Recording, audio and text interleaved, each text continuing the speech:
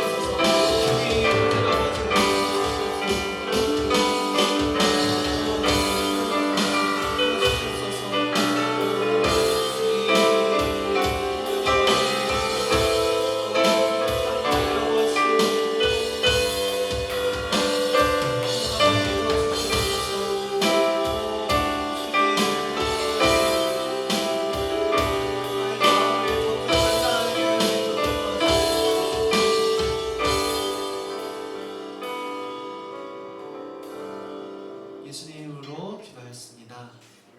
아멘. 우리 함께 자리에서 일어나서 함께 찬양하실 텐데요. 우리를 구원하시고 우리와 함께하기를 원하시는 예수님의 그 사랑을 우리가 우리의 마음을 다하여서 찬양할 수 있기를 소망합니다. 함께 찬양하겠습니다.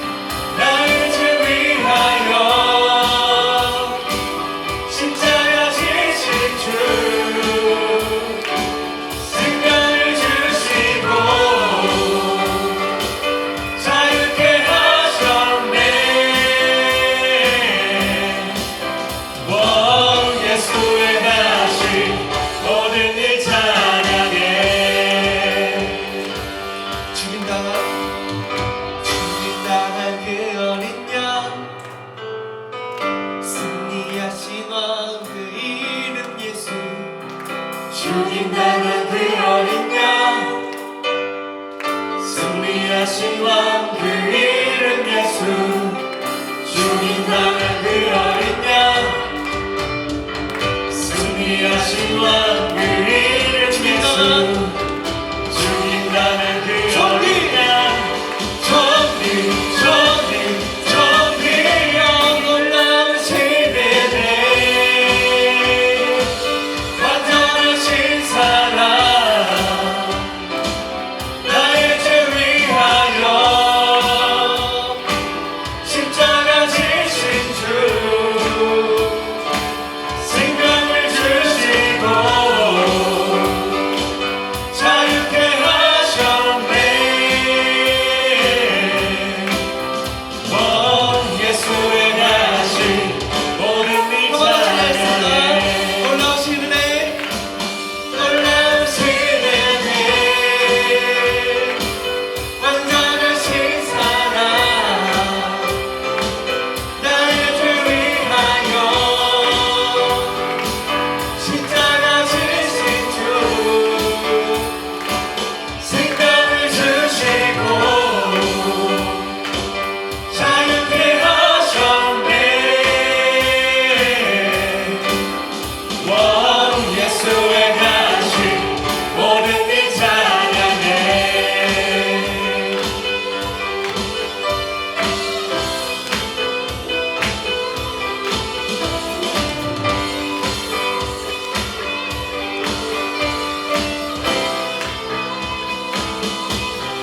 제가 성을 보면서 우리를 구원하신 주님을 찬양합니다. 아멘.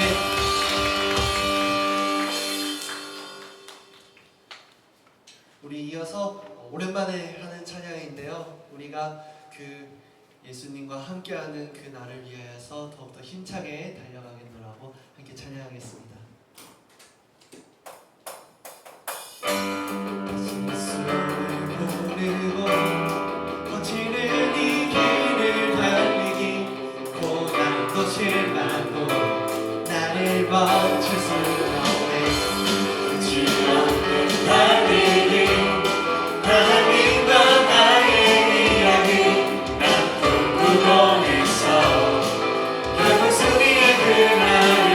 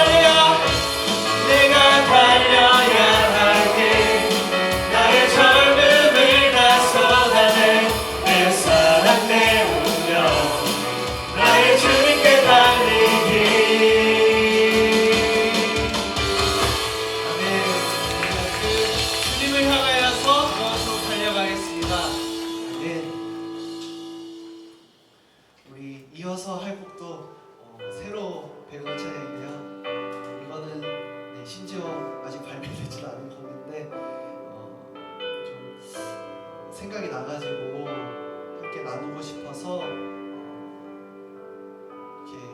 이 시간을 통하여서 나누게 되었습니다. 정말로 그 영광에 들어가기 위해서는 고난이 꼭 필요하다고 합니다. 우리가 그 고난을 담대히 이겨낼 수 있음을 고백하면서 함께 찬양하면 좋겠습니다. 담대히 고난을 받으리 하늘의 소망을 두고서 예수가 보이신 오늘 따라가며 영광의 고난을 맞으리. 한 번 더 찬양하겠습니다. 담대히 고난을 받으리 하늘의 소망을 두고서 예수가 보이신 오늘 따라가며 영광의 고난을 맞으리. 한 번 더 찬양하겠습니다. 담대히 고난을 받으리 하늘의 소망을 두고서 하늘의 소망을 두고서 예수가 보이신 오늘 따라가며 영광의 고난을 맞으리. 부르신 소명에 충실한 자에게 반드시 고난이 있음을 기뻐하리라. 담대히 고난을 받으리 영원한 나라를 기다리며 그 빛나는 영광 십자가의 길 넘어 예수와 승리를 맞으리. 한 번 더 찬양하겠습니다. 담대히 고난을 받으리 하늘의 소망을 두고서 예수가 보이신 오늘 따라가며 영광의 고난을 맞으리. 부르신 소명에 충실한 자에게 반드시 고난이 있음을 기뻐하리라. 담대히 고난을 받으리 영원한 나라를 기다리며 그 빛나는 영광 십자가의 길 넘어 예수와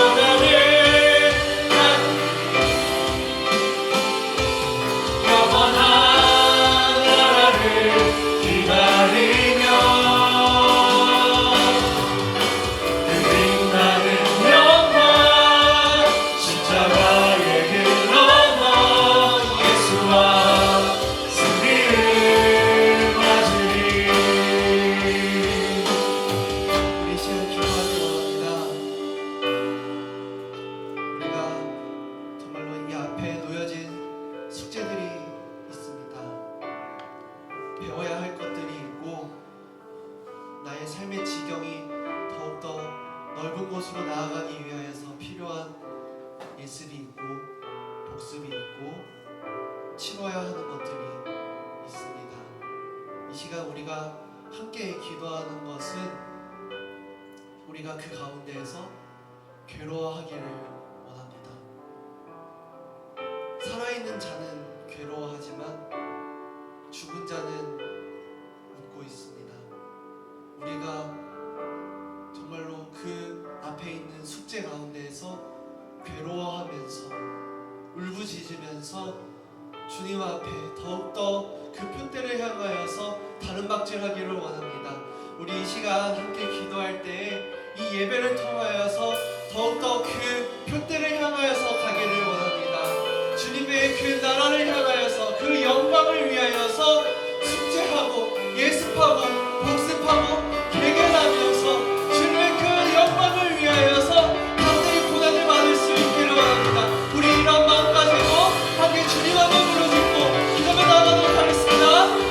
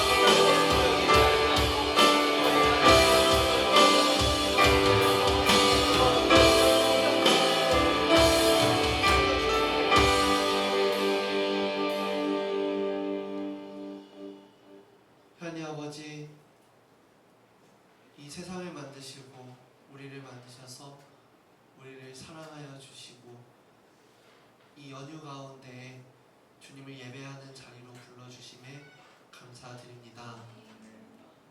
우리가 주님을 따라서 주님께서 우리에게 가르쳐 주신 바를 따라 제자로서 살아가고자 하였지만 부족한 부분이 너무나도 많이 있었음을 고백합니다. 어려움이 있었고 고난이 있었음을 고백합니다. 그러나 그 고난을 뛰어넘어서 그 고난을 이겨내고 산을 올라갔을 때 그 산 위에서 주님께서 예비하신 풍경을 볼 수 있음을 우리는 믿습니다. 하나님 아버지, 우리와 항상 함께하여 주시옵소서.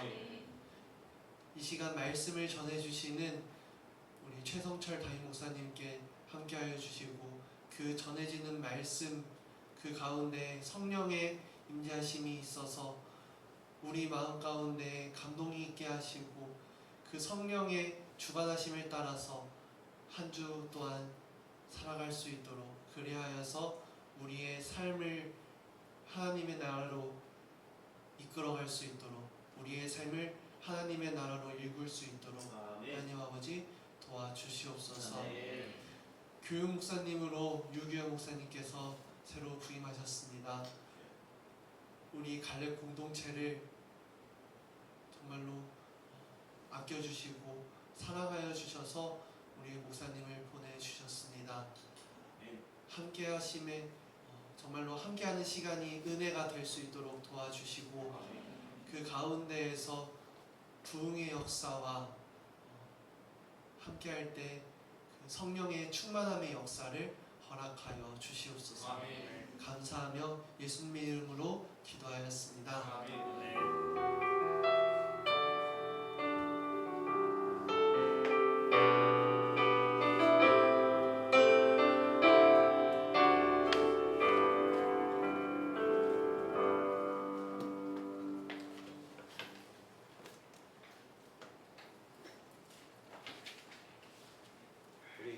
우리에게 주시는 하나님 말씀 창세기 42장 말씀입니다.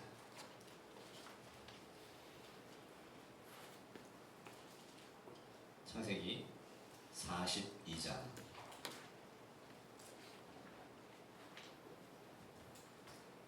1절에서 17절까지의 말씀 한 절씩 읽고 우리 마지막 절 같이 읽겠습니다. 창세기 42장 1절에서 17절.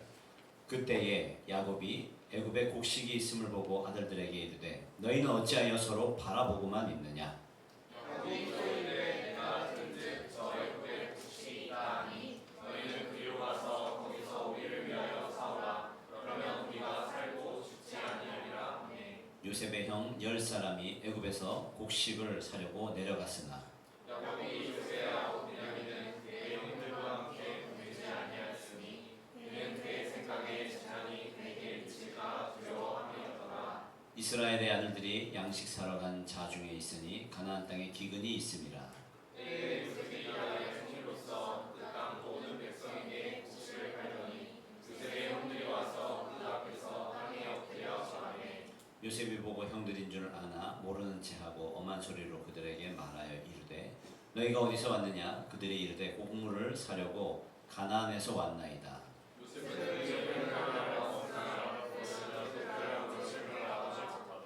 요셉이 그들에게 대하여 꾼 꿈을 생각하고 그들에게 이르되 너희는 정탐꾼들이라. 이 나라의 틈을 엿보려고 왔느냐.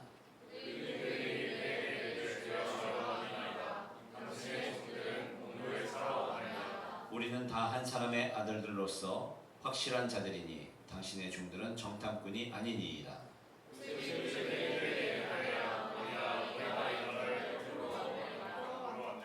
그들이 이르되 당신의 종 우리들은 12 형제로서 가나안 땅 한 사람의 아들들이라. 막내 아들은 오늘 아버지와 함께 있고 또 하나는 없어졌나이다.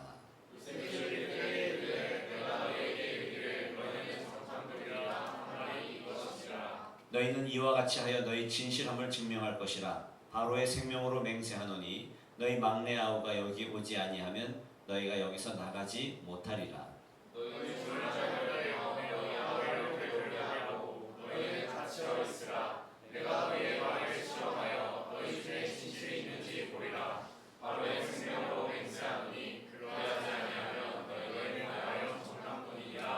같이 읽겠습니다. 그들을 다 함께 3일을 가두었더라. 아멘. 할렐루야. 우리 청년분들을 주님의 이름으로 축복하고 또 환영하고 사랑합니다. 우리 청년들이 예배를 드리는데 너무 귀하고 예쁘게 예배 드리는 것 같아요. 믿으시면 아멘 하시고 이 믿음의 고백이 돼야 되는군요. 여러분들이 스스로 얼마나 예쁘고 귀하게 예배 드리는지 아마 모를 거예요. 저 중고등부 예배도 와봤는데 중고등부도 그렇고 여러분들도 그렇고 한 100명만 여기 앉아 있었으면 참 좋겠다는 생각이 들더라고요. 그렇게 될 줄로 믿습니다. 여러분의 예배가 그만큼 파워 있고 힘이 있고 소망이 있다라는 얘기입니다. 꿈꾸시길 바랍니다. 꿈하면 요셉이잖아요. 오늘도 요셉의 이야기입니다. 요셉은 어릴 때부터 하나님으로부터 꿈을 받았어요. 요셉의 꿈이 무엇입니까? 두 가지예요. 해와 달 그리고 11별이 자기 앞에 절하는 꿈을 꿉니다. 또 하나는 곡식단이 자기에게 절하는 꿈을 꾸죠. 당시 요셉의 꿈은 하나님의 계시입니다. 하나님의 계시의 성격이 아주 강한 꿈이에요. 당시 모세오경, 성경이 없던 시대에 하나님은 꿈과 환상으로 당신의 뜻을 전해주셨어요. 그래서 요셉이 꿈을 꾸었다라는 말은 하나님이 말씀을 주셨다라는 거거든요. 것과 같은 의미입니다. 그러나 모든 꿈을 말씀으로 일반화하는 것은 위험한 일이에요. 성경 전체는 모든 꿈을 계시로 보지는 않아요. 요셉의 꿈은 특별한 구속사적인 계시의 꿈입니다. 그래서 하나님의 말씀과 같은 권위가 있는 겁니다. 목사님, 저도 이상한 꿈을 꿨어요. 교회 담임으로 있다 보니까 우리 권사님들도 요즘 꿈자리가 뒤숭숭하다고 꿈 좀 해몽해달라고 오시는 분이 계신데, 우리 청년들도 꿈꾸죠. 저한테 오지 마십시오. 오늘날 우리의 꿈은 곧바로 계시로 연결되지 않습니다. 그 이유는 히브리서 1장 1절 2절에 보면 이런 말씀이 있어요. 옛적에 선지자들을 통하여 여러 부분과 여러 모양으로 말씀하신 하나님이 이 모든 날 마지막 날에는 아들을 통하여 우리에게 말씀하셨으니, 예전에는 선지자들을 통하여 꿈과 환상으로 우리에게 말씀해 주셨지만 예수 그리스도가 온 이후로는 분명한 말씀으로 우리에게, 성경을 통해서 우리에게 계시를 주셨다라고 하셨기 때문에 모든 꿈이 계시가 아니다, 환상이 아니다, 하나님의 말씀이 아니다라고 할 수는 없지만 이제는 모호하게 얘기하지 않으셔요. 하나님이 분명하게 우리에게 약속을 주시고 말씀하시기 때문에 성경 안에 모든 계시가 있고 성경 안에 하나님의 말씀, 하나님이 원하시는 것이 있습니다. 결론, 요셉이 꾼 꿈은 특별한 계시적인 사명이 있는 꿈이었지만 우리가 꾼 꿈은 아니다. 그러므로 저에게 꿈 해몽을 해달라고 부탁해서는 안 된다. 자, 그 얘기입니다. 그러므로 우리가 말하는 꿈은 드림이 아니라 비전이에요. 여기서 우리가 꿈을 꾼다라는 면은 당신의 꿈은 개꿈이다. 자, 그 얘기가 아니라 우리가 꾸는 꿈은 비전이 되는 겁니다. 사랑하는 여러분들, 여러분들 꿈꾸시기를 주님의 이름으로 축원합니다. 저도 여러분들이 꾸는 꿈을 붙잡고 함께 기도할 겁니다. 청년부의 부흥을 꿈꾸시길 바랍니다. 여러분들의 아름답고 복된 가정을 위해서 꿈꾸시길 바랍니다. 여러분들의 건강한 가정, 여러분들의 건강한 직장과 일터를 위해서 꿈꾸시기 바래요. 하나님의 귀한 사명을 감당한다라는 것이 뭐냐면, 전 여러분들이 하나님의 귀한 사명을 잘 감당하길 원하는데, 하나님은 여러분들이 세계를 다니면서 자신의 영향력을 드러내기를 원하셔요. 그래서 여러분들이 세계를 오가면서 자신의 꿈과 소망을 펼칠 수 있는 여러분들 되시기를 주님의 이름으로 축원합니다. 자, 그런데 삶을 살아가면서 힘든 이유는 이 꿈을 잃어버리기 때문에 그래요. 비전을 잃어버리기 때문에 그렇습니다. 왜 그럴까요?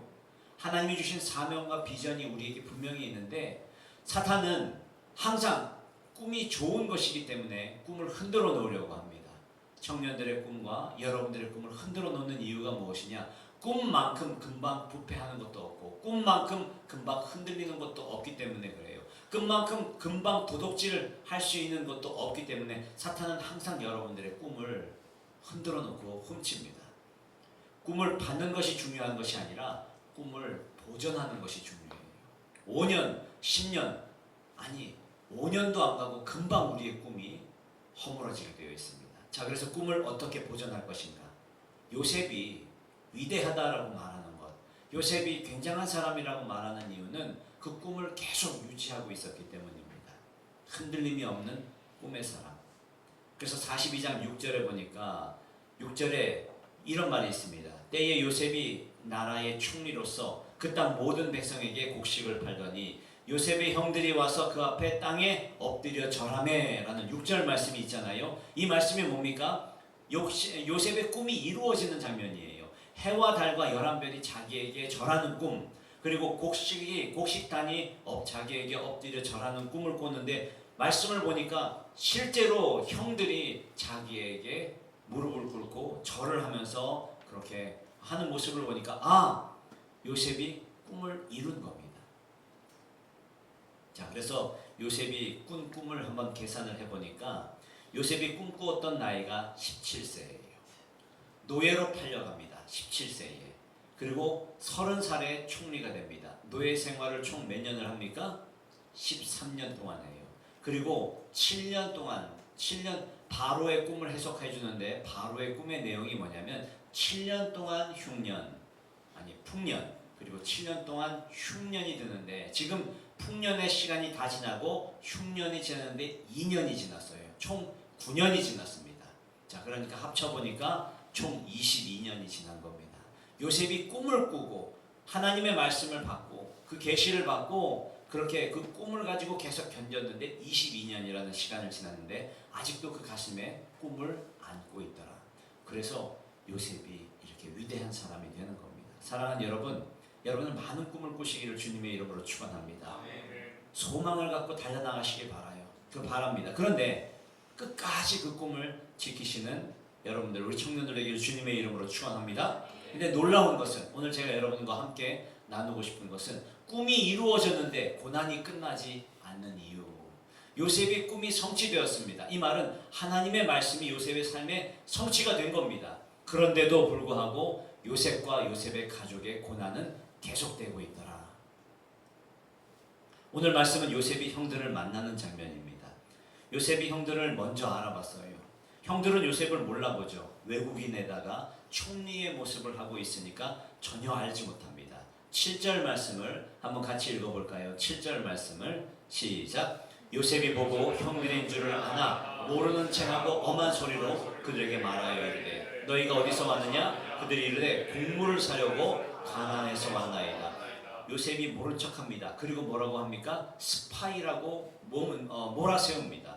9절 말씀을 보겠습니다. 시작. 요셉이 그들에게 대하여 꾼 꿈에 대해 생각하고 그들에게 이르되 너희는 정탐꾼들이라 이 나라의 틈을 엿보려고 왔느니라. 자, 요셉이 왜 이런 태도를 취했을까? 왜 형들을 정탐꾼이라고 몰며 오늘 이 요셉의 형들의 입장에서는 왜 고난이 계속될까? 첫 번째, 흉년이 가족을 만나게 합니다. 흉년으로 가족이 하나가 되어요. 요셉의 가족은 야곱의 가족이죠. 야곱의 가족은 원래 문제가 많은 집안이에요. 아내가 남편을 도청하고 아들을 앞장세워 속이고 형인 척 축복권을 빼앗고 또 배고픈 걸 이용해서 장자권을 빼앗고 죽이겠다고 쫓아오고 도망가고 20년 동안 돌아오지만 다시 죽이겠다고 400명의 군사를 데리고 나오는, 자, 집안 꼴이 말이 아니죠. 야곱의 집안은 형편없는 집안입니다. 또 야곱은 아내가 몇 명이에요? 야곱은 아내가 몇 명입니까? 4명이에요. 여러분, 아내가 하나여도 문제가 많은데 4명이라고 생각해 보십시오. 얼마나 문제가 많겠습니까? 자, 제가 여러 번 얘기했는데 이거는 여자가 문제가 있다라는 말이 아니라 원래 한 사람도 사랑하기 힘듭니다. 그런데 4명을 사랑해야 되니 얼마나 어렵겠습니까? 반대로 남편이 4명이라고 생각하면은 막 확 와닿을 거예요. 자, 굉장히 힘든 집안입니다. 자, 이렇게 문제가 많은 집안이 흉년이라는 고난을 통해서 하나가 되더라. 여러분, 이것을 잘 기억하시길 바랍니다. 우리의 고난은 인생의 문제를 푸는 열쇠가 될 수 있어요. 우리 아까 마지막에도 고난에 대한 찬양을 했는데 고난이 문제를 푸는 열쇠가 될 수 있습니다. 어느 드라마에서 본 내용인데 형제가 원수처럼 지내요. 그런데 동생이 암에 걸렸어요. 형이 찾아와가지고 화해하는 장면이 나옵니다. 고난이 문제를 푸는 열쇠가 될 수 있습니다. 신약에 보면 회당장 야이로라는 사람이 나오는데 예수님 앞에 나와가지고 오늘 예수님께 자기의 딸을 구해달라고 요청을 합니다. 이 회당장이라는 그런 직책과 위치는 평생을 예수님 안 보고도 살 수 있는 사람이에요. 자, 그럼에도 불구하고 예수님께 나오는 이유가 뭡니까? 자신의 딸이 죽게 되었던 이 고난 때문에 예수님 앞에 나오게 됩니다. 고난이 여러분의 삶의 문제를 해결할 수 있는, 풀 수 있는 열쇠가 될 수 있어요. 제가 자전거를 타는 걸 좋아하는데 자전거를 타는데 어느 날 펑크가 난 거예요. 그래서 봤는데 살펴봐도 아무리 봐도 눈으로 봐도 알 수가 없어요. 그래서 샵에 갔더니 어떡합니까? 그냥 물에다 푹 집어넣었더니 구멍난 부분이 금방 드러나더라. 마찬가지입니다. 고난이라는 물에 우리의 삶을 탁 집어넣으니까 어디가 문제인지 금방 해결되더라. 고난이 문제를 푸는 열쇠가 될 수 있습니다. 여러분도 마찬가지예요. 세상에서 넘어지고 부딪히고 아파하는 것, 그러나 어느 날은 찬양 하나만 들어도 눈물이 날 때가 있습니다. 어떨 때는 그냥 말씀 한 절만 봐도 가슴이 뭉클해질 때가 있어요. 왜 그럴까요? 인생의 고난을 겪다 보니까 여기 들어오는 것만으로도 굉장히 가슴이 벅차고 하나님께서 만져주시는 그런 경험을 할 때가 있습니다. 고난이 문제를 푸는 열쇠가 될 수 있더라. 우리 인생 가운데 하나님의 말씀이 성취되고 하나님의 뜻이 있음에도 불구하고 고난이 계속되는 이유가 무엇일까? 그 고난으로 인하여 여러분의 문제가 해결 안 받는 귀한 은혜가 있기를 주님의 이름으로 축원합니다. 자, 두 번째는 죄는 회개를 통해서만 풀리는 겁니다. 요셉은 형들을 용서했어요. 하나님이 주시는 풍성함을 통해서 형들이 어떻게 했습니까? 요셉을 인신매매한 거 아니에요. 지금으로 말하면 그냥 동남아시아에 우리를 동생을 팔아 넘긴 겁니다. 동생의 입장에서는 그게 용서가 되겠습니까? 안 되죠. 그런데 요셉은 형들을 용서했어요. 하나님이 주시는 풍성함을 경험하다 보니까 형들을 미워하는 마음이 용서되고 치유와 회복되었습니다. 자, 그러면 이것은 어떻게 알 수 있느냐?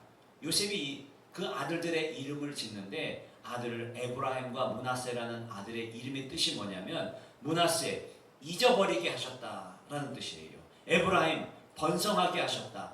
자, 아들의 이름의 뜻을 딱 보니까 하나님께서 나를 풍성함으로 두시고 나를 번성하게 하셔서 형들을 미워하는 마음을 잊어버리게 하셨다라는 의미입니다. 즉 하나님이 주시는 풍성함을 통해서 형들을 미워했던 모든 그 마음의 쓴뿌리까지 다 용서함을 받았습니다.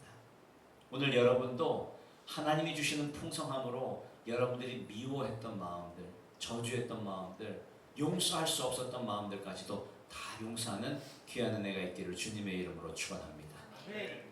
목사님도 딱 봐봐요. 적이 없게 생겼잖아요. 그렇죠? 그런데 있어요. 미워했던 사람이 있어요. 자려고만 하면 그 사람이 생각나고 너무 억울하고 속상해가지고 누가 가슴을 꽉 밟고 있는 것 같아서 자다가도 벌떡벌떡 일어나면서 이불킥할 때가 있었어요. 그런데 하나님이 만져주시니까 이제는 생각도 나지 않아요. 그 사람이 나한테 용서를 빌어서가 아니야. 하나님이 나를 만져주시면 오늘 우리 인생 가운데 그 사람과의 문제가 아니에요. 설령 그 사람이 와서 미안하다 그래도 아유 거짓말로 하는 것 같다. 자, 그런 마음으로 용서가 안 되는데 하나님께서 만져주시니까 그 마음에 여전히 우리의 가운데 완전한 용서가 임하더라. 자, 요셉은 형들을 용서한 것으로 보입니다. 자, 그런데 오늘 야곱의 가족들은 다시 식량이 떨어집니다. 야곱의 가족은 곡식을 사러 가야 하지만 형들은 아직 용서를 하지 못했어요. 애굽에 곡식이 있다는 것을 알지만 형들은 애굽에 가려고 하지 않아요. 왜 그럴까요? 자신이 동생을 팔았던 곳이 애굽이잖아요. 그래서 가기가 싫은 겁니다. 그게 1절에 나와요. 오늘 말씀 1절을 한번 같이 읽어볼까요? 시작. 그때 야곱이 애굽에 곡식이 있는 것을 보고 아들들에게 이르되 너희는 어찌하여 서로 바라보고만 있느냐? 자, 2절 시작. 야곱이 또 이르되 내가 들은즉 저 애굽에 곡식이 있다 하니 너희는 그리로 가서 우리로 하여금 사오라. 그러면 우리가 살고 죽지 아니하리라. 형들도 애굽에 곡식이 있는 걸 알았어요. 그런데 가고 싶지 않은 겁니다. 자, 왜 그럽니까? 거기에 내가 내 동생을 팔았던 곳이기 때문에 그렇습니다. 식량이 떨어지자마자 마지못해서 갑니다. 총리가 된 요셉은 형들이 오자마자 3일 동안을 가둬놓습니다. 그게 21절이에요. 오늘 안 읽었지만 21절을 한번 같이 읽어보겠습니다. 성경 찾아서 시작. 그들이 서로 말하되 우리가 아우의 일을 말미암아 범죄하였도다. 그가 우리에게 애걸할 때에 그의 마음의 괴로움을 보고 듣지 아니하였으므로 이 괴로움을 우리에게. 자, 요셉이 형들이 오자마자 정탐꾼이라고 3일 동안 가두어 놓습니다. 자, 그러자 어떤 일이 벌어나느냐? 그 속에 내면에 잠재되어 있던 죄가 드러나기 시작하는 겁니다. 22년이 지난 거예요. 지금 형들이 동생을 팔았던 게 22년이나 되셨는데 그 마음의 쓴뿌리, 마음의 죄악이 여전히 기억되고 있는 겁니다. 다른 말로 하면 22년이 지나도 죄의 문제는 해결되지 않더라. 잊어버린 줄 알았는데 그 마음 깊은 곳에 숨겨졌던 것이 오늘 고난을 통해서 드러나기 시작하는 겁니다. 이 죄는 어떻게 처리해야 합니까? 죄는 덮는다고 없어지는 게 아니에요. 잊어버린다고 잊어버리는 게 아닙니다. 죄의 문제는 반드시 하나님 앞에 세워져야지 잊어버리는 겁니다. 여러분, 우리도 숨겨진 죄가 있어요. 잊어버렸습니다. 10년, 20년 지나고 30년 지나니까 기억에 나지도 않습니다. 그러나 그 죄는 없어지는 게 아닙니다. 죄의 문제는 십자가 앞에서만 해결될 수 있음을 꼭 기억하시길 바랍니다. 기독교는 종교의 속죄예요. 이 방법에 또 다른 방법은 없습니다. 오직 예수 그리스도의 십자가의 능력으로만 여러분의 죄의 문제가 해결되는 겁니다. 우리가 앞으로 나아가지 못하는 이유, 계속 우리 삶 가운데 고난이 있는 이유, 죄값 때문에 그래요. 숨겨진 죄 때문에, 그 죄의 무게 때문에 우리가 자꾸 걸려 넘어지는 겁니다. 죄가 해결되지 않으면 우리는 앞으로 나아갈 수 없습니다. 십자가의 능력으로 해결 안 받는 저와 여러분들의 삶이 되기를 주님의 이름으로 축원합니다. 우리 지난 금요일 날 헌금을 했던 그 헌금 제목이 이래요. 40여 년 전에 40여 년 전에 주었던 목욕탕에서의 반지가 생각나게 하신 것 감사합니다. 그 반지가 아마도 금반지였던 것 같아요. 그래서 그것을 팔아가지고 하나님 앞에 헌금하는 헌금이 올라온 적이 있습니다. 기도를 하다 보니까 40년 전에 목욕탕에서 금반지를 주었는데 그때 주인을 찾아주지 않았었어요. 그냥 내가 in my pocket 꿀꺽했는데 기도를 하다 보니까 그 문제가 잊어버린 줄 알았고 그 문제가 아무 문제도 아닌 줄 알았는데 기도를 하다 보니까 어떻게 돼요? 기억나게 하시더라. 여러분 기억하십시오. 우리의 삶에 고난이 계속되는 이유는 우리의 삶에 있는 죄의 쓴뿌리가 해결되지 않아 그것 때문에 계속 걸려 넘어지는 겁니다. 죄의 문제는 잊어진다고 덮어둔다고 해결되는 것이 아니라 오직 예수 그리스도의 능력 십자가 앞에서만 해결될 수 있음을 여러분 꼭 기억하시길 바랍니다. 죄를 숨겨두면 악순환이 계속되는 겁니다. 그냥 열심히 살면 될 것 같은데 그냥 잊어버리고 다른 데 가면 될 것 같은데 아니에요. 그걸로는 해결되지 않더라. 오늘 그것을 우리에게 보여주고 있는 겁니다. 형들이 22년 전에 다 묻혀주고 아무도 말하지 않고 거기에 대해서는 아무도 말해서는 안 되는 그러한 금지였는데 오늘 그곳에 하나님의 죄악의 쓴뿌리가 다시 고난을 통해서 드러나더라. 마지막 오늘 제목이 뭡니까? 꿈이 이루어졌는데 고난이 끝나지 않는 이유. 살리기 위해서 그래요. 하나님이 여러분을 살리기 위해서 고난을 끝내지 않으신 겁니다. 요셉이 드디어 형들을 만났습니다. 그런데 그 정체를 숨기고 있죠. 왜 숨겼을까? 첫 번째, 형들의 고통을 가중시키기 위해서. 두 번째, 이미 잡은 복수의 기회를 극대화시키기 위해서. 세 번째, 용서는 해주되 정신적으로 고통을 많이 주기 위해서. 자, 1, 2, 3번 중에 답은 다 아닌 것 아시죠? 그렇죠. 요셉이 자신의 정체를 밝히지 않은 이유는 하나님이 우리를 다루시는 방법과 너무 비슷해요. 하나님은 우리에게 다 알려주지 않으셔요. 정체를 감추고 다가오고 계십니다. 왜 빨리 말씀해 주지 않으실까? 왜 전체를 보여주지 않으실까? 왜 분명하게 말해주지 않으실까? 왜 우리를 초조하게 만드실까? 그것은 우리에게 온전히 누리게 하시기 위해서. 연을 한번 생각해 보십시오. 연이 높이 날았습니다. 자, 그런데 더 높이 날고 싶어요. 야, 이 끝만 없으면 내가 더 높이 날 것 같은데. 여러분, 그 끈이 끊어지면 어떻게 됩니까? 연은 추락할 수밖에 없는 겁니다. 이 끈이 사실 나를 당기고 나를 억압하고 나를 힘들게 하는 고난이라고 생각한다면 이것만 없으면 내가 날아갈 것 같은데, 헐헐 날아오를 것 같은데 아니에요. 오늘 그 끈으로 말미암아, 그 하나님께서 붙잡고 계신 그 사랑의 끈으로 말미암아 여러분들이 날고 있음을 꼭 기억하시길 바랍니다. 반대로 생각해 봅시다. 반대로 생각하면 요셉이 형들을 보자마자 너무 반가운 거예요. 자기는 이미 다 용서했으니까. 자, 형들을 갑자기 막 끌어안으면서 형들, 내가 요셉이에요. 당신들이 22년 전에 날 팔았잖아요. 그런데 내가 다 용서했어요. 걱정하지 마세요. 무서워하지 마세요. 여러분, 형들이 얼마나 무서웠을까요? 얼마나 무서웠을까? 그렇게 접근을 했으면. 그래서 곡식을 받아가지고 가나안으로 갔으면 다시는 어떤 핑계를 대서라도 다시는 안 돌아왔을 거예요. 그렇게 되면 어떻게 됩니까? 하나님의 계획, 이 야곱의 가족을 가지고 하나님께서 큰 민족을 만들려던 하나님의 계획이 그만큼 늦어졌겠죠. 그리고 형들은 영원한 죄인으로 남았을 겁니다. 그리고 요셉은 영원한 의인으로 남았을 겁니다.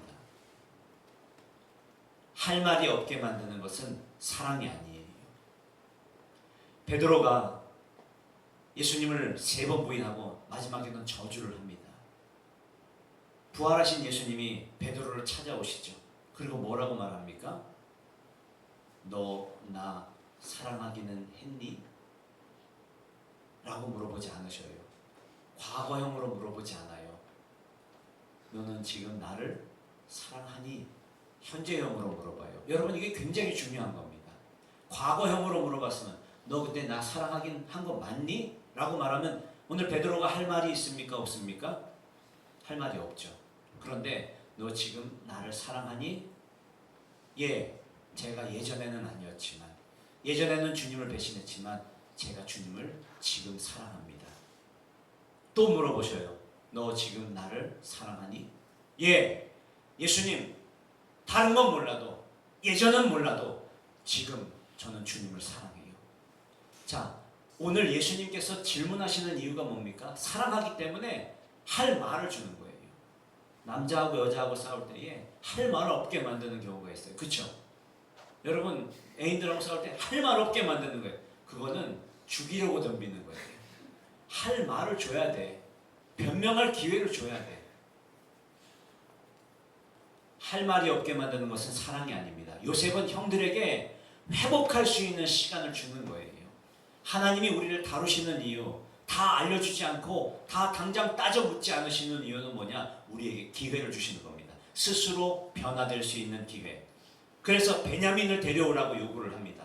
베냐민을 데리고 오라는 것은 야곱의 가족에게 있어서, 특별히 야곱에게 있어서는 아픈 손가락이에요. 그러나 그것이 반대로 말하면 하나님의 입장에서는 사랑의 끈입니다. 아직도 내가 너를 놓지 않았다. 20절에 보니까 20절 말씀을 한번, 오늘은 안 읽었지만 20절 말씀을 같이 한번 읽어보게요. 시작. 그러면 너희 말이 진실됨이 되고 너희가 죽지 아니하리라 하니 그들이 그대로 하니라. 베냐민을 데리고 오라. 이것은 단순한 명령이 아니라 사랑과 회복을 위한 장치입니다. 그런데 생각해보니 이것이 은혜의 끈이었고 사랑의 끈이었더라. 근데 반대로 말하면 요셉에게는 그런 의미지만 오늘 야곱과 형들에게는 고난과 고통으로 다가오는 거예요. 베냐민을 데리고 오라는 것. 오늘 하나님은 우리를 고난을 통해서 이 사랑의 끈을 붙잡고 있는 겁니다. 자, 그런데 여러분의 입장에서는 그게 고난으로 다가오는 거고 고통으로 다가오는 겁니다. 하나님은 우리의 문제를 다 해결해 주지 않아요. 해결되지 않은 문제가 있다는 것은 하나님이 아직 여러분들을 놓고 있지 않다라는 것. 저도 이렇게 문제 없어 보이지만 사실은 하나님 앞에 해결받지 못한 문제가 있어요. 자, 그래서 하나님 앞에 나와서 매일마다 새벽에 엎드려 기도합니다. 저희 우리 아내 보세요. 아무 죄도 없는 것 같지만 사실은 하나님 앞에 엎드려 눈물로 기도하는 기도의 제목이 있어요. 여러분들은 마찬가지예요. 여러분의 인생을 보면 세상에 아무 문제 없는 것처럼 보여요.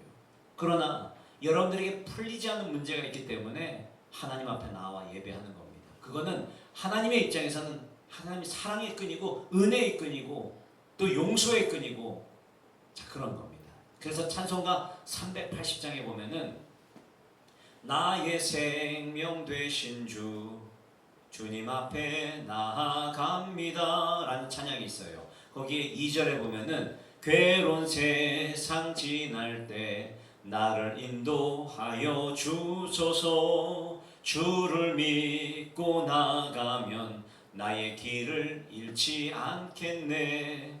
날마다 주를 찬양합니다. 주의 사랑의 줄로 나를 굳게 잡아매소서.